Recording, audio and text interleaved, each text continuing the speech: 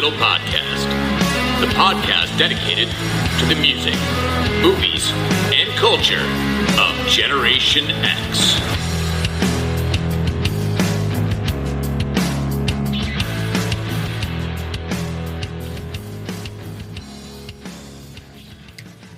What is up, slackers, and welcome to another episode of the Stuck in the Middle podcast. I am your host, Jason Eck, and I mean it. I'm probably not going to go long today, but I know that I always say that, and then I end up an hour in.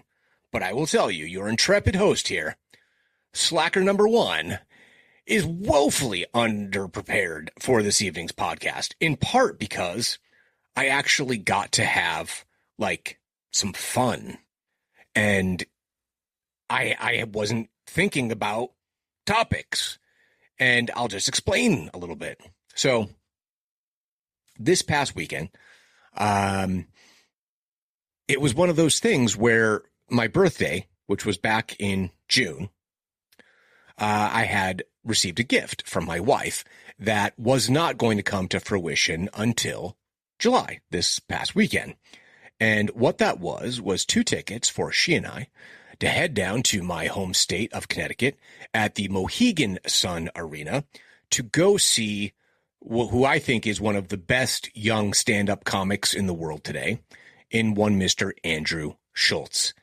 And we were able to get away for the night. We got a room at one of the Marriotts near Mohegan Sun that had a shuttle. Now, I don't drink anymore, so it wasn't a matter of having to worry about being inebriated, but it's also a lot easier to not have to go pay for additional parking when basically there's a shuttle that goes from the door of the hotel right to the casino, right into the winter garage entrance. And I don't have to worry about parking, additional parking costs. Basically what I would have paid for parking is what I threw into some slot machines after the show was over and, made our way over there. So we don't get to go away, just she and I very often, and it was such a cool opportunity for us. And I'm like, this is awesome. Kids are all older now and, we got one adult kid, all right, we're going to hit the road and they're on their own. And that's exactly what we did. Hour and a half drive, not too bad.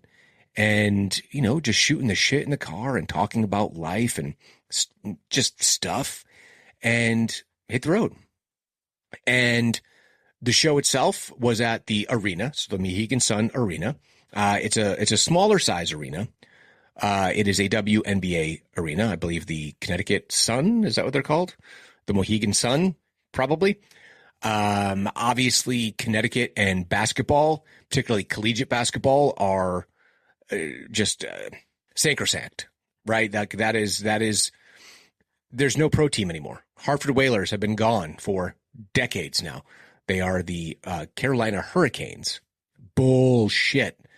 Anyway, I still have my Whalers gear and I rock it because even though I wasn't this huge hockey fan, I think I mentioned on the podcast before, 2 of my favorite things to do with my dad was to go see hockey games. Now, oftentimes we didn't go to see the Hartford Whalers. We would go and see the New Haven Nighthawks, which I was able to find Nighthawks gear. And it's just so cool. The logo is very classic. So anyway, if you don't know the New Haven Nighthawks, check them out. Really cool logo. The team is still, it's a AHL team. I believe they're an affiliate with the Islanders. I think that's correct. Anyway, I've never been this rabid hockey fan, but that was our pro sport. That's what Connecticut had. So anyway, it was nice to go down there, right? So we go to the show, smaller size arena, like I said, and, Maggie was really smart in the ticket choices. She didn't want to spend an arm and a leg on it. I'd already been spoiled enough for my birthday, to be perfectly honest with you. And she was looking at the seating chart and what was available. And it's section 112, which is directly across from the stage, except it's up in, the bleachers, I guess they call them. And it's a straight shot right to the stage. Now, mind you, in arena for stand-up, there's, huge screens.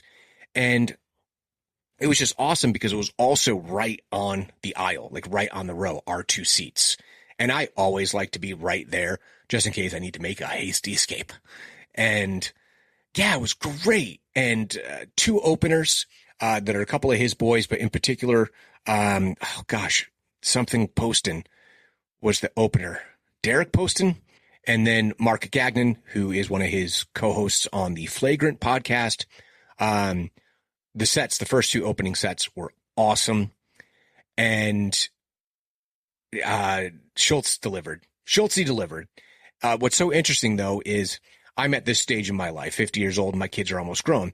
Now, he is a millennial comic, and his first couple of shows and specials and tours were very much indicative of where he was in that place in his life. And now he's achieved a fair amount of fame, starting to get movie roles and, TV roles. And much of the performance was about his experience in starting a family. And I think it's going to be typically the way the comics work is they work on the tour, and then somewhere they're probably filming almost every night, trying to get the best footage, whatever it is. And then there'll be a special, I'm sure, coming out sometime in the next year. But a very different place in time in life, and far less of some of his political commentary, which is, I was surprised how little he actually talked about, because he was just staying on topic of the material that was presented for this particular tour and eventual special. So much fun. But what was great is two little things with the people who were around us in the crowd. So there's this woman in front of us that when we first got there and sat down, she and her husband or boyfriend, whatever it is, are right in front of us. And she's just going on a selfie, like freaking cavalcade of selfies. And like, we're in the background. We could see us in the, and it's like, lady, just settle the hell down, right? And just selfie after selfie, and then like doing like the 360s. Oh, look, here I am. You can sign Schultze, yay.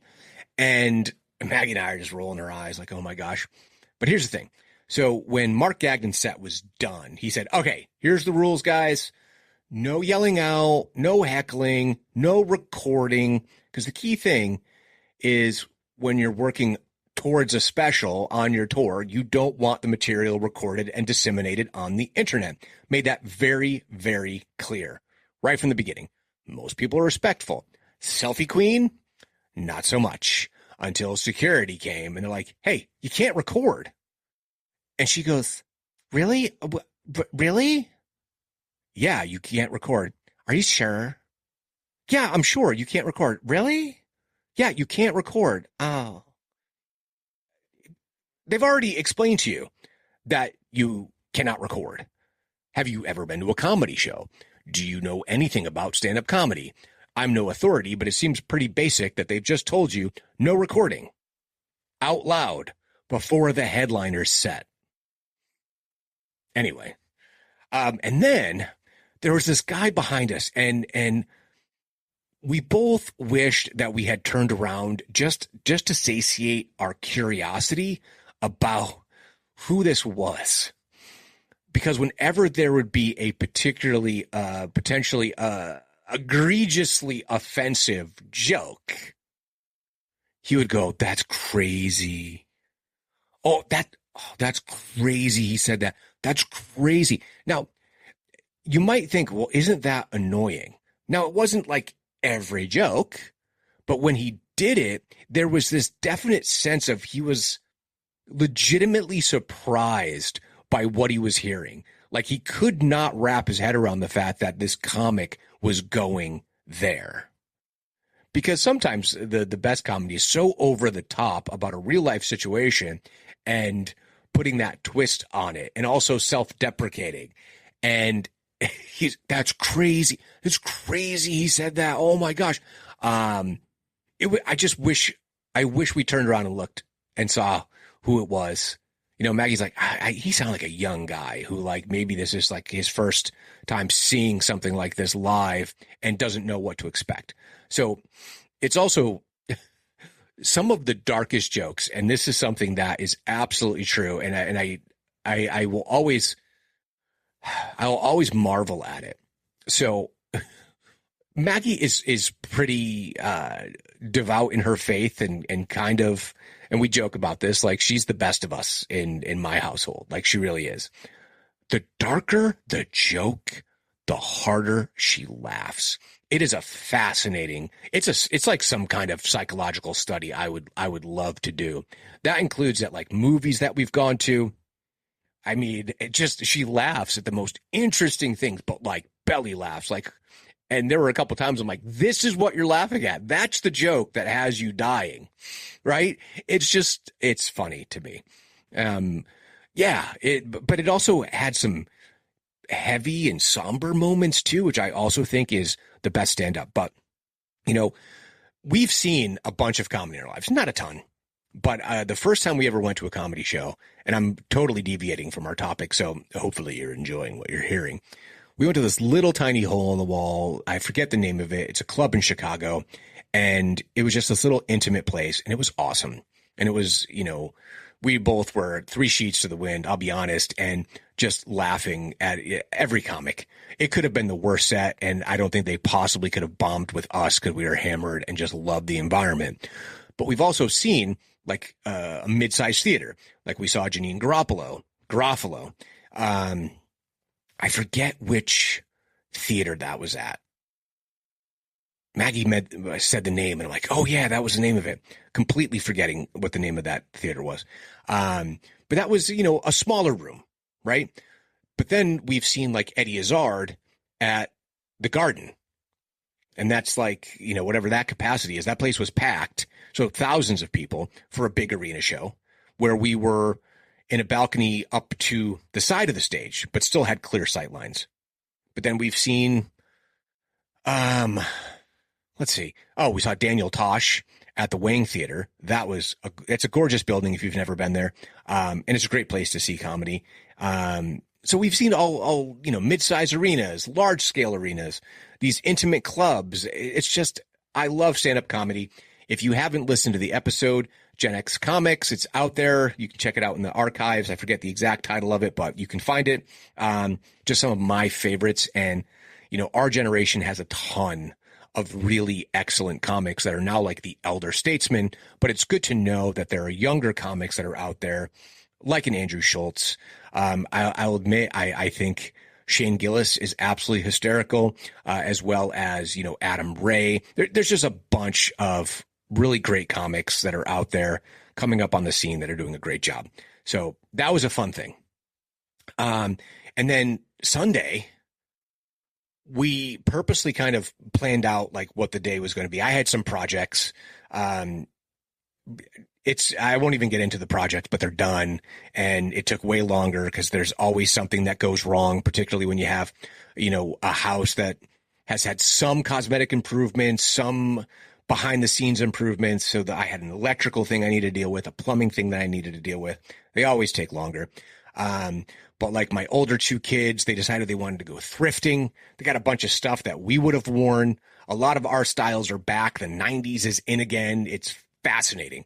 But then we all went out for like a nice family dinner. There's this place up in Salem, New Hampshire. So anyone from the Northeast grew up with Bob's stores, not Bob's Furniture, but Bob's, like, it's where we used to get our sneakers before school began, kind of thing. They're going out of business, and many of the places are closing up shop as the company reorganizes. So the thrifters were off in their direction. The younger one and I, we went and met them, did some shopping, got a couple of things for back to school and like winter gear and, pair of sneakers, pair of jeans, like that kind of thing. And then went out to this great place for dinner and then ended up going out for ice cream as well, which, by the way, if you ever go to J Gee's, I always pronounce it wrong. JG's, whatever it is. If you ever go there and you've just had a big dinner, don't get the small, get the kitty, because the portions are huge. Anyway, so it was just kind of fun. Like we had like a nice weekend, but then just to kind of give you a little bit more of like, how come we not prepared for this episode kind of thing.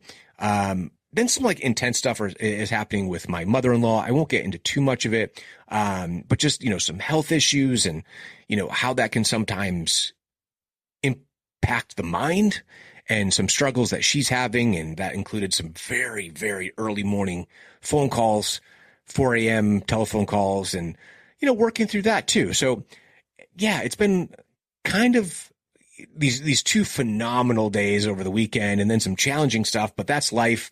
And that's where my brain has been not really thinking about the podcast. So you're like, what's the topic? You've just spent 15 minutes babbling about your life, but I will have it on good authority from some emails, Twitter messages, comments, etc., that some of you actually like to hear about some of the things that I describe. And part of the reason that I do is because all of us of a certain age can probably relate to some or all of some of the stuff that I have spoken about tonight.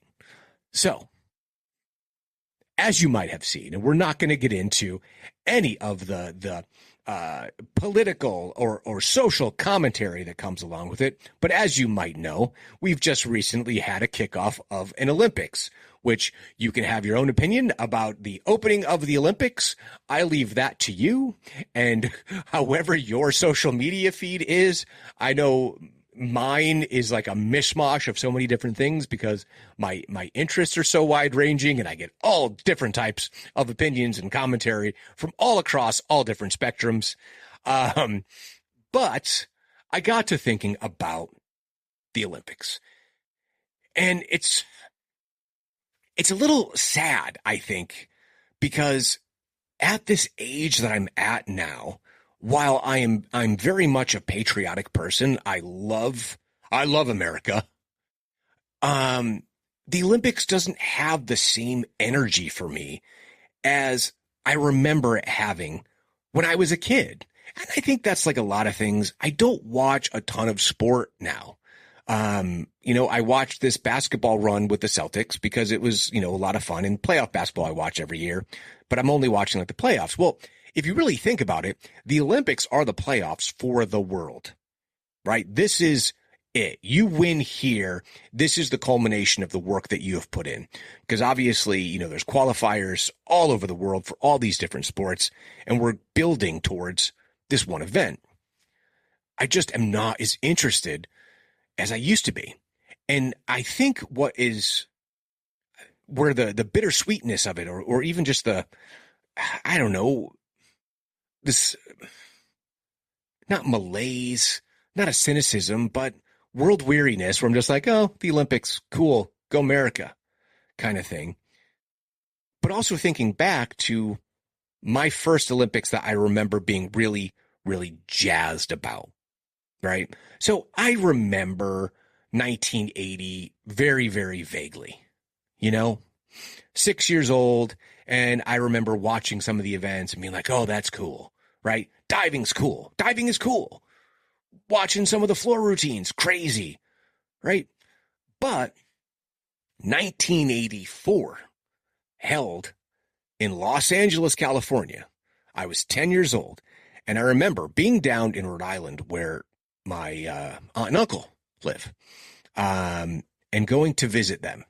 Well, actually, they were still in New Jersey at the time. And then I think we all traveled down to my uncle's family's place in Rhode Island. So it was like two parts of that particular trip along with my grandparents. But the 1984 Olympic Games was such a huge deal when you think about it from the American perspective. Now, a couple things that you need to take into account when thinking about the 1984 Olympic Games. And that is conspicuous by their protest and absence, of course, is there were no Russians, no Soviet Union as they were at the time, okay? East Germany. Yes, there was East and West Germany. But all 14 Eastern Bloc countries boycotted the games, right? So very quickly on the world stage piece of this. The 1984 games were boycotted by 14 Eastern Bloc countries, including the Soviet Union and East Germany, in response to the American-led boycott of the 1980 Summer Olympic Games in Moscow, Russia, in protest of the Soviet invasion of Afghanistan. Romania was the only Soviet-aligned state that opted to attend the Games. Albania, Iran, and Libya also chose to boycott the Games, but for unrelated reasons. So, I'm not talking about America good, Russia bad, like none of that. It's just so interesting, the names in world history that continue to be important, but Iran, still a major power in their way, in their part of the world, on the global stage. Libya in northern Africa.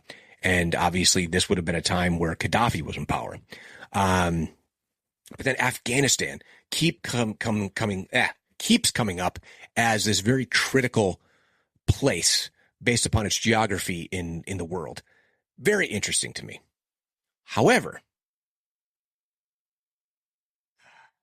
this was without the level of competition that you got from those East Bloc countries, right? With the Soviet Union not being present, East Germany not being present.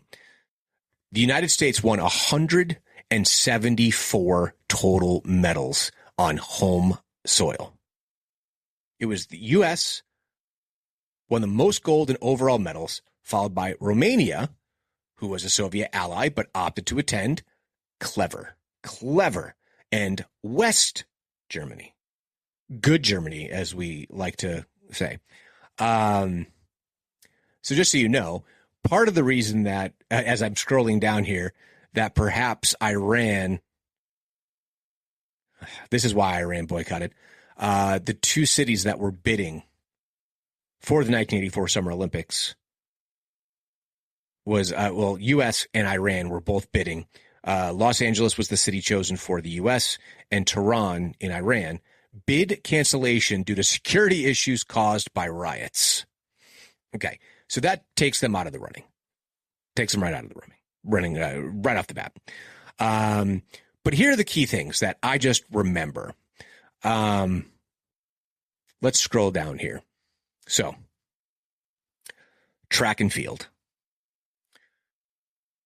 I remember clearly how everyone was just in awe of Carl Lewis, making his first of 4 appearances at the Olympics, okay, which had equaled the 1936 performance of Jesse Owens by winning 4 gold medals in the 100 meters, 200 meters, 4x100 meters, and long jump.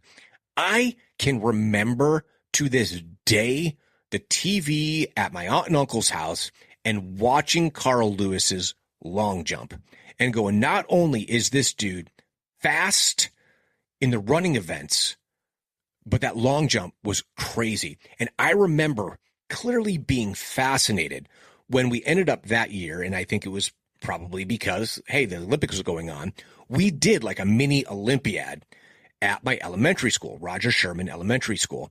And I wanted to jump like that guy because it was so amazing. It was like he was running on the air. The coolest freaking thing. Absolutely the coolest thing.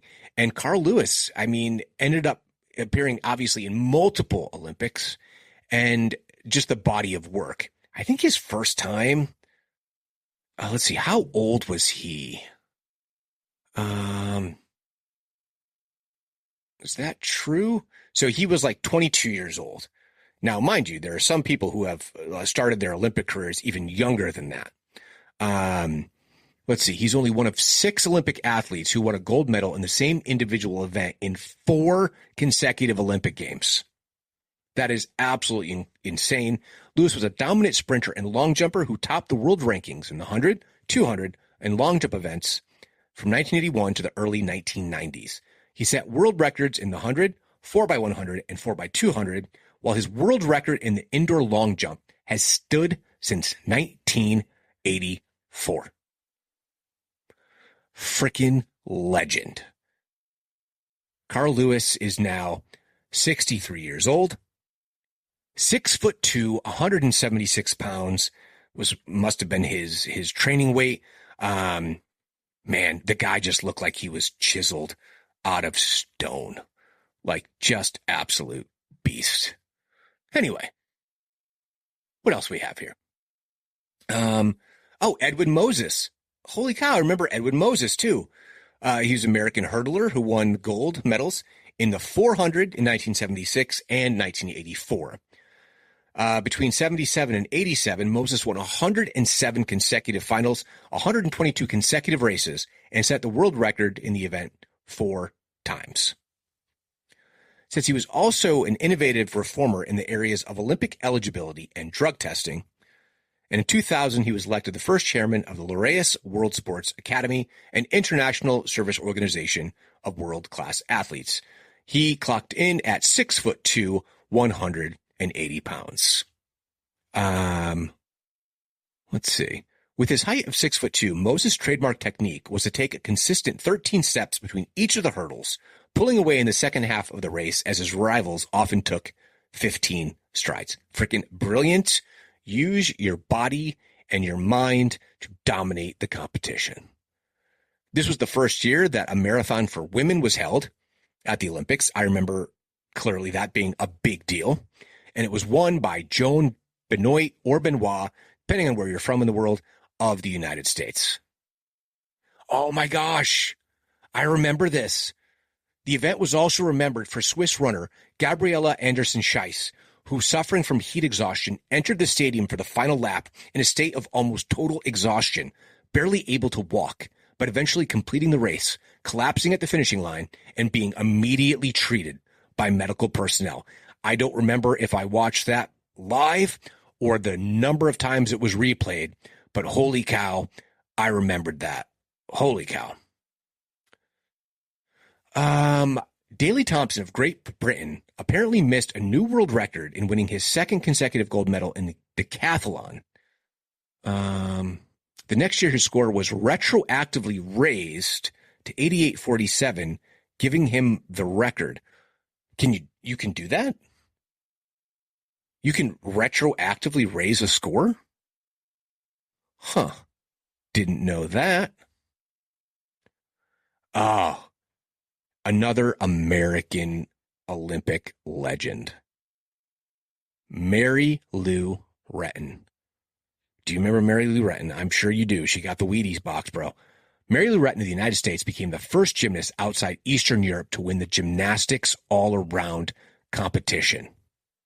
So, at the 1984 Olympic Games, she won a gold medal in the individual all-around competition, as well as 2 silver medals and 2 bronze medals. Retton's performance made her one of the most popular athletes in the United States. Her gold medal win was historic, as Retton was the first American woman to win the all-around gold medal in Olympic gymnastics. Now, looking at her overall, let's see. Was she in the nickname America's Sweetheart? How badass is that? Let's just be honest. Awesome. But was this her only Olympics? No kidding. Yeah, Olympic Games. First, second, and third, the 1, 2, and 2. Yeah. No shit. Yeah, she only was in the 1984 Olympic Games. So gold all around, silver in the team, silver for vault, bronze in uneven bars, and bronze in floor exercise. And let's see, how old was she at the time? Let's see. Where is it?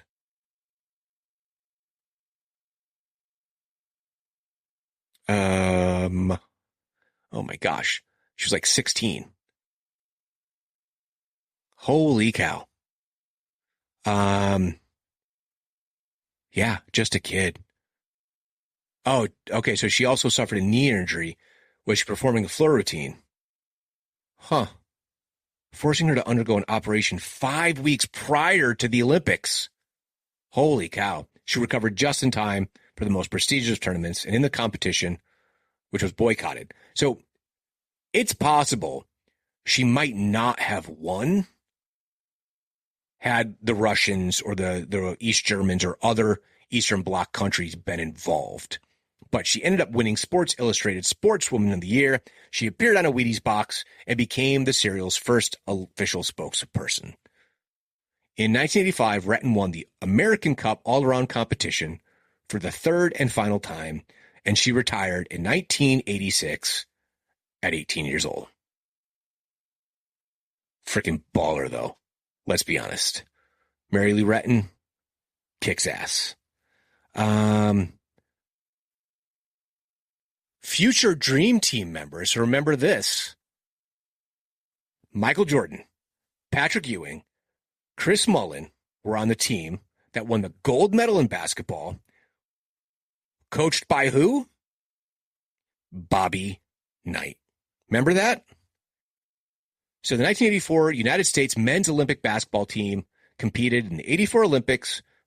The USA senior men's team was led by Coach Bobby Knight, who was also the head coach of the Indiana Hoosiers. The team won the tournament's gold medal.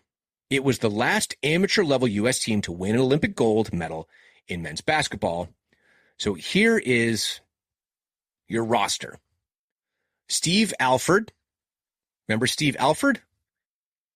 Let's see. He is the head coach for the Nevada Wolfpack of the Mountain West Conference.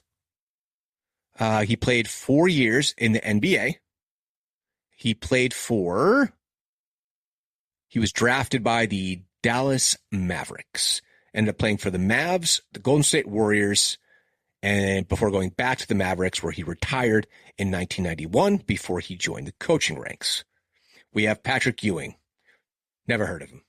Yes, of course, Patrick Ewing from Cambridge, Massachusetts, where he went to Cambridge Ridge and Latin High School. College, of course, Georgetown, which is where he was obviously playing, and was selected the first overall pick by the New York Knickerbockers. Position center. And, oh, wow, I forgot that he ended up having a season with the Sonics and a season with the Magic. No shit. And then he went on to coach at Georgetown from 2017 to 2023. Yeah. Patrick Ewing.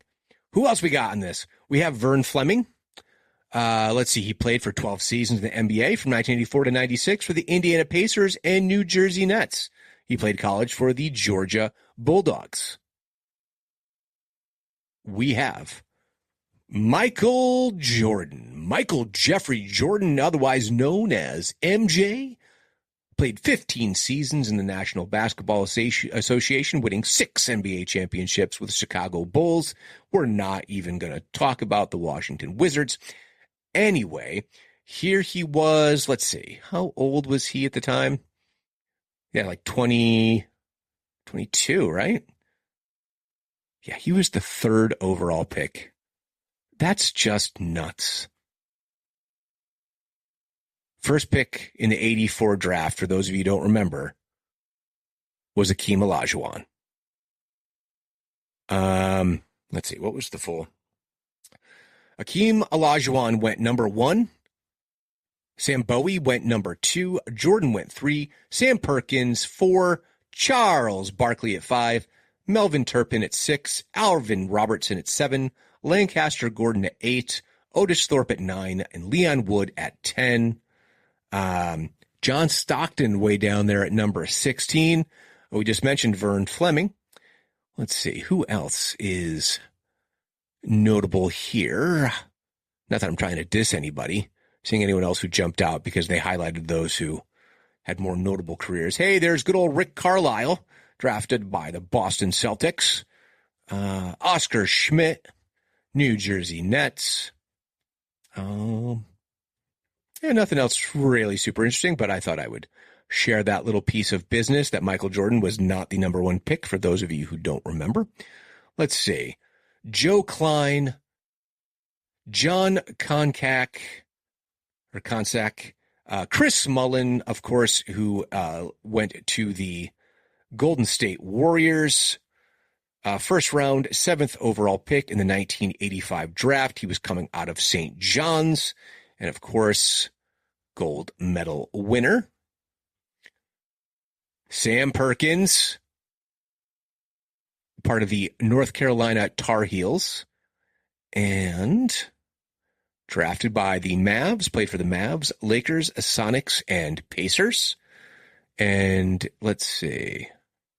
He was co-captain of the gold medal winning 1984 United States men's Olympic basketball team. Let's see. He appeared in 3 NBA finals, 91, 96, and 2000. He was known by the nicknames Sleepy Sam, Big Smooth, and Big Easy. And let's see. Alvin Robertson. Let's see. Crowder College, and then to Arkansas. He transferred. First round, 7th overall pick, San Antonio Spurs. NBA All-Star 4 times, second team NBA Defensive Player of the Year in 86. I mean, think about it. Now it's just like all guys who are pros, but this is before they were pros. Really quite impressive. And, you know, the game is so different now because all the teams, all the national teams are just filled with guys who are on NBA rosters. So very competitive and very, very cool. I forgot about this too. Prior to the Olympics, the team played 8 games against NBA All-Star teams, including Larry Bird, Magic Johnson, Kevin McHale, Robert Parrish, Isaiah Thomas, and Mark Aguirre, and won all 8. NBA players played in their offseason. Fascinating. But the team went 8-0 in the Olympic tournament, averaged 95.4 points per game, and holding their opponents to 63.3. 4 players averaged double figures in scoring: Michael Jordan, Chris Mullin, Patrick Ewing, Steve Alford. Wayman Tisdale led the team in rebounding, while Leon Wood led the team in assists. Here are the results. USA versus China, 97-49. U.S. versus Canada, 89-68. USA versus Uruguay, 104-68. USA 120, France 62. USA 101, Spain 68. US 78, Federal Republic of Germany, West Germany 67. USA versus Canada 78-59. And finally, USA versus Spain 96-65. But Jordan recalled that while the Olympic experience was exciting, it had also been trying because of night. I don't know if I would have done it if I knew what night was going to be like. Well, many have said that. But anyway, pretty badass. Let's see. What other key things? Let's see. Let's go to another that I'm fairly sure I remember a little bit about. That's right. Greg Louganis. Greg Louganis, 2 golds in the 3-meter springboard and the 10-meter platform in diving. The U.S. got both the gold and silver in the platform, and then gold and bronze in the 3-meter springboard. Now, Greg Louganis won gold medals in 84 and 88 on both springboard and platform. He's the only man and the second diver in Olympic history to sweep the diving events in consecutive Olympic Games. He has been called both the greatest American diver and probably the greatest diver in history. What I think is so interesting is his ethnic background is Samoan and Swedish, which is not something I think you hear particularly often. However, his teenage biological parents placed him for adoption when he is 8 months old, and he was raised in California by his adopted parents, Francis and Peter Louganis. His adoptive father was of Greek descent, thus the last name, Louganis. Louganis reconnected with his biological father, Fuvale Lutu, in 1984, and through the help of DNA tests in his half-siblings, he found his biological mother in 2017. Now, he was already favored in the 1980 Olympic Games in Moscow, but the American boycott prevented him from participating, because it's very possible he would have done it 3 consecutive Olympics. But get this, medal record, right? So Olympic Games, 1988 Olympic Games, same categories, but he also silvered back in the 1976 in the 10-meter platform. And let's see, that was, yeah, he was 16 at the Montreal Olympics and got a silver. That's just astounding. But like world championships, Pan American Games, like all of it. But I do remember this, not the 84 games, but in 88, when he struck his head on the springboard. Do you remember that? Got a concussion. It was terrifying. He completed the preliminaries despite his injury. He then earned the highest single score of the qualifying round for his next dive and repeated the dive during the finals, earning the gold medal by a margin of 25 points. Pretty badass. I didn't realize this. 6 months before the 1988 Seoul Olympics, Louganis was diagnosed with HIV and started antiretrovirals. After Louganis came out publicly as HIV positive in 95, people in and out of the international diving community began to question Louganis' decision not to disclose his HIV status at the time of his head injury during the 1988 Olympics, given that he bled into the pool that others then dove into. Interesting. I do remember that. I do remember that being an issue when it came up. But tonight's about the 1984 Olympics. And you know what? It was still a pretty amazing achievement. So, yeah. What other things do I remember about that 1984? Let's see. What else do we have here? Who was in boxing that year? Oh, that's right. That's right. So Evander Holyfield got disqualified. Evander Holyfield was controversially disqualified in the light heavyweight semifinals for punching New Zealand boxer Kevin Barry after what seemed to be a stop. However, replay shows that the referee stopped the bout after his punches, but it was already too late. Damn. Because I do know Pernell Whitaker, who, lightweight U.S., defeated Luis Ortiz from Puerto Rico.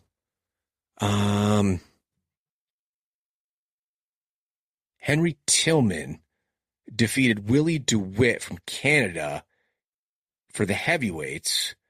And then Tyrell Biggs defeated Francisco Damiani out of Italy in the super heavyweight division.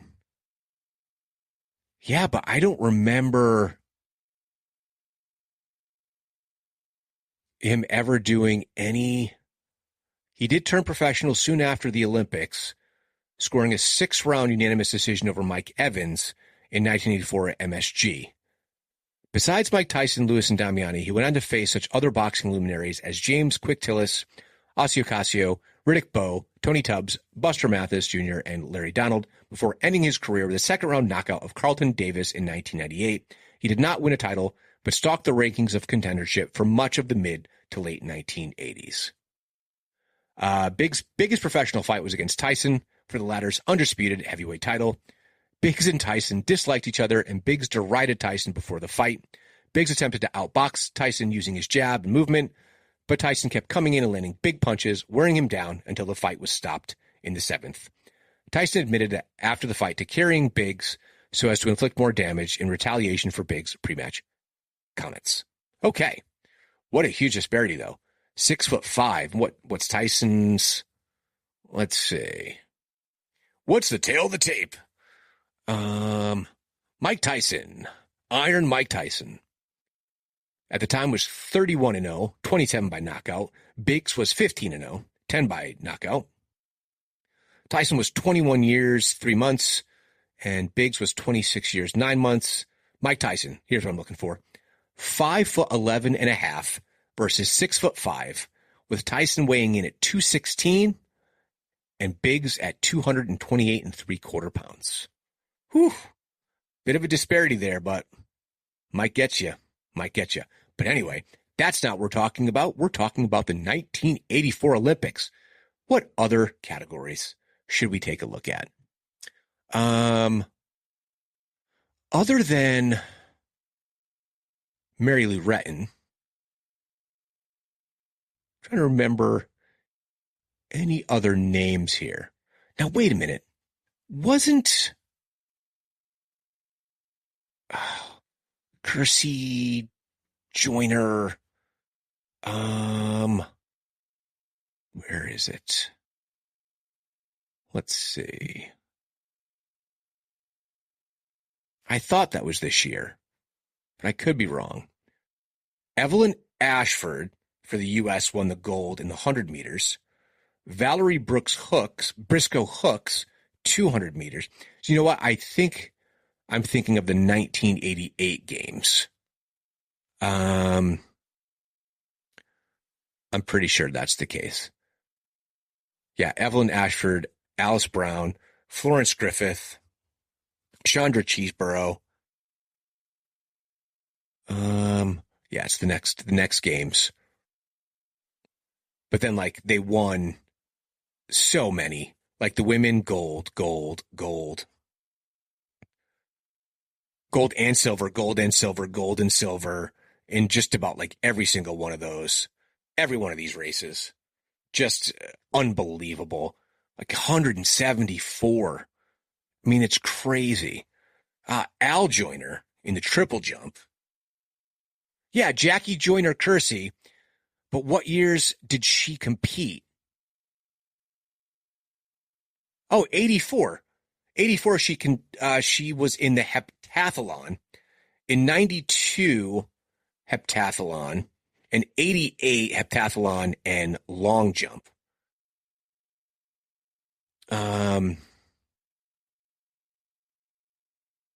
Standing world and Olympic records prior to the 1992 Summer Olympics. So Jackie Joyner Kersey had both the world and Olympic records. Pretty damn impressive. So just so you remember, let's see, what's the heptathlon? 100 meters, high jump, 200 meters, long jump. I mean, it's just crazy.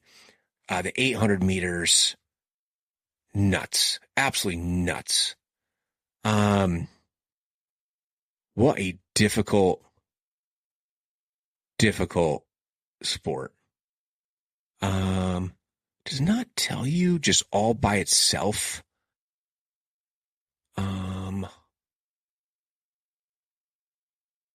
Because I don't remember. Let's see. It's the 100-meter hurdles, high jump, shot put, 200 meters, long jump, javelin throw, and the 800 meters. Like, that is such a baller sport.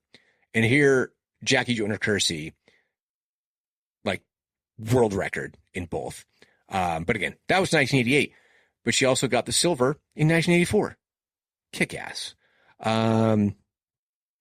Anything else here that I find interesting?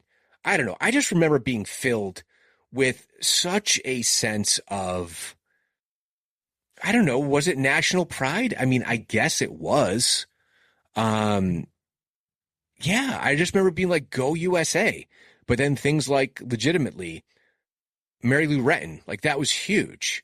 And Carl Lewis, like, that was big stuff. It just felt very important. Now, mind you, is it really important in the grand scheme of things? Maybe. It's just, it is a little bit of posturing, but on the world stage, and just saying, hey, we're better than everyone else in the world. Now, I know there are people who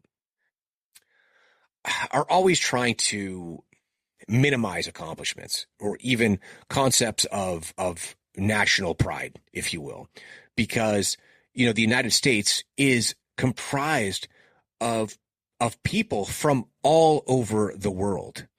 And that makes it really interesting because we can compete across all these different sports, and people look at it and go, oh, well, the United States has a unfair advantage, all these, you know, countries, because they have the, you know, the best of the world. Well, that's kind of the point of the melting pot. Yeah. We get to have all different people from all around the world with all different skill sets and abilities. And yeah, it's very American to go ahead and not be able to put a particular, I don't know, demographic on it. And we kick ass at the Olympics. That's the one thing that Andrew Schultz said. Like, I just want to thank everyone for kicking ass in the United States. We got it all. And yeah, I don't know. I'm not really watching it this year, but I do remember, I think as all of us probably do, 84, 88, and just being super psyched. You know, the Atlanta games, this is the LA games. And I don't know, I wished I enjoyed it the way that I used to as a kid. Because it was a lot of fun. And it was exciting that it was only every 4 years. Same thing for the World Cup. It's like, okay, it doesn't happen all the time. And the best of the world come together to see who is really the best at all these sports. I will say this, you know, with the summer games, you know, U.S. is always, you know, towards the top. But Australia also in like the swimming events. Like, I don't even know what's happening right now in the Olympics. So hold on. Olympic medal tracker. What do we got going on? Hey there, Paris 2024 Olympic medal. Let's expand this here. So we have, is this not a sortable list? Oh, there it is. Okay. US 26, France 18. You go, France. Home team advantage. China with 14. Japan at 13, Great Britain 12, Australia 11, Republic of Korea 11, Italy 11, Canada 6. Anyway, once again, United States dominating with 26 overall medals, 4 gold, 11 silver, and 11 bronze. See, I still get stoked. I'm not really watching it, but at the same time, I'm like, hell yeah, America, go. Go, America. You got it, brother. And this also shows who has the most total medals. And we have a bunch of people tied with 2, but Molly O'Callaghan out of Australia is currently 2 golds. Li Haosheng from China with 2 golds. We have Ariana Titmus out of Australia, 1 gold, 1 silver. Summer McIntosh out of Canada with gold and silver. Yuting Huang, 1 and 1, 1 gold, 1 silver. Matthew Richards out of Great Britain, 1 and 1. Chris Giuliano, U.S., gold and silver. Tori Husk out of the U.S., 1 gold, 1 silver. Anyway, Summer McIntosh. That sounds like an apple. Anyway, wish I was into it as much. I don't know. Maybe I'll watch some stuff. I don't even know what events are coming up, what I've missed. I know that my youngest, because he is a basketball head, has been, you know, super stoked about Olympic basketball because, I mean, let's face it, it's just like a crazy murderer's row of the best basketball players in the world playing legitimately against some of the best basketball players in the world. And like, he's like naming off, he's like, no, Serbian team's awesome. And like, you know, US smoked them because they're on fire right now, in part because like Kevin Durant in the first game, I guess, against Serbia just was killing it, leaving Jason Tatum on the bench, which of course became a whole nother issue because then within the sports that do allow professional athletes, you have like the home team kind of issues that pop up. But anyway, what are your favorite Olympic memories? Do you know anyone who is in the Olympics? I almost had a cousin. Well, no, I had a cousin. It wasn't almost my cousin. He was my cousin. I may have mentioned this on the podcast before, and I believe that he was in potential contention for competing at the 1984 Olympic Games in fencing. However, he made the mistake of getting on a list. No, literally, a list, because he became fluent in Russian. Fluent in Russian, and that became kind of an issue. And I think from the family story that I heard was, look, your choice is to work for us as a translator, or basically you're done, kind of thing. And I think he was like, I don't want to do that. I don't want to work for the government. and I'm not really interested. I wanted to study the Russian language, think it's interesting, this history. Now, for all I know, my cousin was and is communist. I don't know. At the time, though, that was definitely the suspicion by the United States government, either the CIA or FBI. I forget who came to visit him. But he was in contention to be an Olympic fencer. And yeah, that never happened because he got that knock on the door. I wonder if he is on here anywhere. Let's see. Wait, is my cousin a professor? No way.